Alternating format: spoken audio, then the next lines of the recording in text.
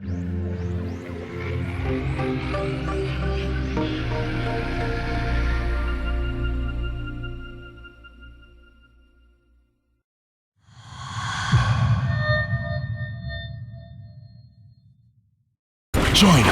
us, fight the good fight. My name's Doak. I'm a director at Free Radical. Haze is set in the future, at 2048. It's a very different world to the world that we have nowadays because private military corporations have become a very important part of this world. Mantle provide the soldiers with all kinds of technology. Obviously the guns, the vehicles, all that kind of thing. But key to Mantle's the way they fight wars is they're also involved in pharmaceutical research, and Nectar is a pharmacological product. Basically it's Mantle's combat enhancer that allows the soldiers in Mantle's army, the troopers, to fight at an amazing range of ability. They can see things that you couldn't see unaided, they have faster reactions, they are better at aiming.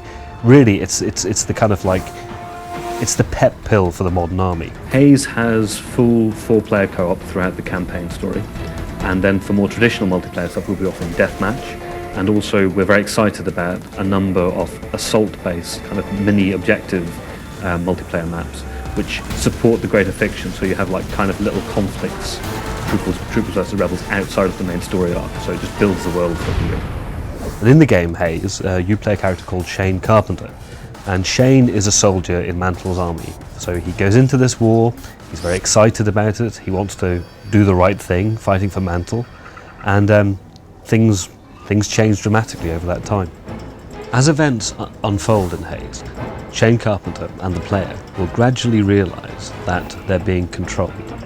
And a key part of the game is now that Shane will turn around and break away from the influence and control of Mantle. There are two key aspects to the way that the rebels fight against Mantle. One of them is probably something you've guessed at already, which is that the Mantle troopers sometimes overdose in Nectar, and when they go into the overdose state, they just lose the ability to fight coherently anymore. The other one is more subtle, and we've not really drawn people's attention to it before, but on Nectar, the Mantle troopers' view of the world is really an edited world, edited view. There are things that they don't see. They kind of assume that everything is going well for them, so when people get shot, they die, etc. When you're a rebel, you take advantage of the fact that the Mantle troopers really have a slightly blinkered view of the world, and that allows the rebels to exploit it. Because the Mantle troopers are souped up on Nectar all the time, it makes them supremely arrogant, and that makes them vulnerable to exploits, fast exploits.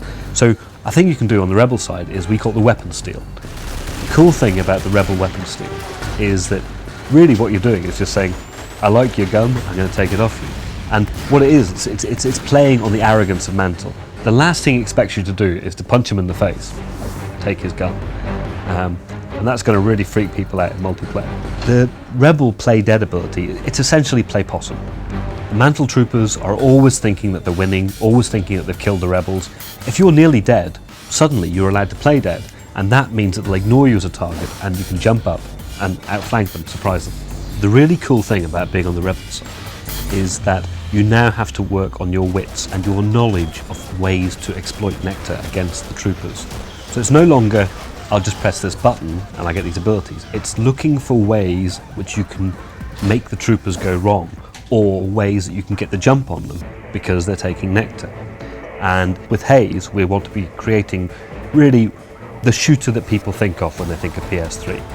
And we think that this is a really excellent window of opportunity for us to step into the spotlight and to show what Haze is really capable of. Haze will be available in November 2007, exclusively on PlayStation 3.